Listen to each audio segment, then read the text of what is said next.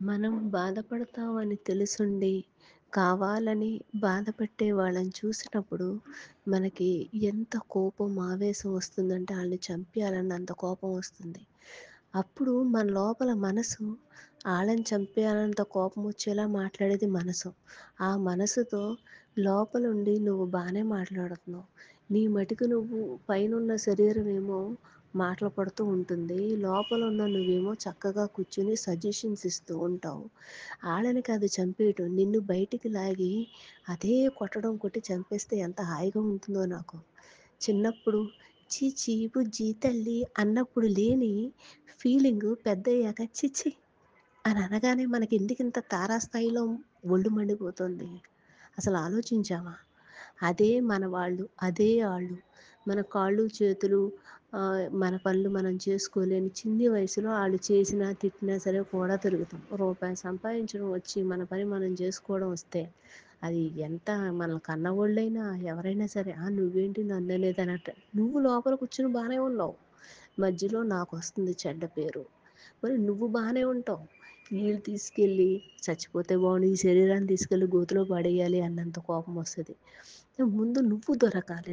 నా శత్రువు ఎదురుగుండా ఉన్నాడనే కన్నా, నా లోపల శత్రువు నువ్వే అయ్యున్నావు. నీ వల్లే నాకిన్ని కష్టాలు. దాన్ని పట్టుకోవడానికి గొలుసేస్తే, దాన్ని పట్టుకున్నందుకు నా చెయ్య రక్తం దాన్ని పట్టుకుని గ్రిప్పు దొరకడానికి చేతిలోంచి లాక్కుని మరీ పోతున్నది ఆ మనసు. రక్తం కారిపోతున్నది నా చేతుల్లోంచి అనే ఫీల్ కలుగుతుంది కూడా. ఆ ఫీల్ వచ్చింది నాకు. నా వల్ల కావట్లేదు. చెయ్యి జారి వెళ్ళిపోతున్నదది. ఎలా గురువుగారు? ఎందుకసలు అది ఏం చేసింది? దానివల్ల నాకు ఉపకారం కన్నా అపకారమే ఎక్కువుంది. దాన్ని ఏం చేయాలో అర్థం అవ్వట్లేదంటే నామజపాన్ని ఇవ్వు. నామం చెయ్యమని. ఎళ్ళైతే నువ్వే ఎళ్ళు. నువ్వే ఎళ్లి దెబ్బలాడుకొని నువ్వే చేసుకో.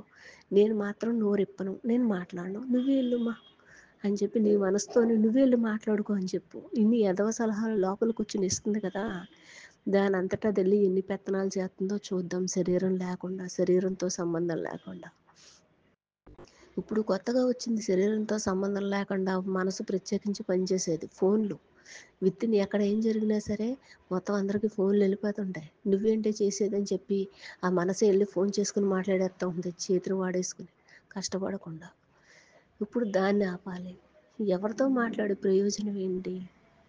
నిన్ను నువ్వు సరిచేసుకోవాలి. ఆళ్ళ వల్ల నీ ప్రాబ్లమ్ సాల్వ్ అవుతుందంటే ఒకళ్ళతో మాట్లాడాలి తప్ప, ఎవరితో మాట్లాడి ఏం చేస్తావు? నలుగురిలో ఇది ఇలాగా, అలాగా అనిపించుకోవడం తప్ప ఏమీ ఉండదు.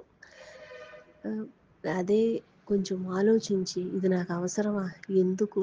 ఎవరి కర్మానాళ్ళు పోతారు అనుకోడానికి ముందు మన పని మనం జేసుకొని, నువ్వు చేసింది సరైందా? కాదా? ఒకసారి ఆలోచించుకోమని ఆళ్ళని అడిగి వదిలేస్తే మనం చాలా హ్యాపీగా ఉంటాం. కానీ దీనికన్నిటికీ కావలసింది మన మనసుని సముదాయించడం. ఆ సముదాయింపు ఎలా ఉండాలంటే మంత్ర జపంతో దానికి కాల్చి వాతలు పెడుతున్నట్టే ఉండాలి. చిన్నప్పుడు లేనిది ఇప్పుడు నీకు ఎక్కడి నుంచి వచ్చాయి ఈ గుణాలు? నువ్వు పడుకున్నప్పుడు నీకేమీ వినిపించవు కదా! అటువంటప్పుడు ఇప్పుడెందుకు నీకింత అహంకారం, పొగరు అని దాన్ని మనమే ఒకటికి 100 సార్లు అంటూ ఉంటే, ఆ హింస తట్టుకోలేక ఏమీ చేయలేని నేనెందుకు మాట్లాడుతున్నాను? రకరకాల కోరికలు కోరుతుంది. అది రూపాయి సంపాదించదు, అది తినదు. మన చేత తినిపించి మనకు రోగాల పాలు చేస్తది శరీరాన్ని. దాని మాటిని మనమా ఇంతలాగా నరకం పడుతున్నాము అనే ఆలోచన మనకొస్తే, మనం గ్రిప్ సంపాదించినట్లే. థ్యాంక్ యూ గురువుగారు. ఓం శ్రీ గురు రమణ.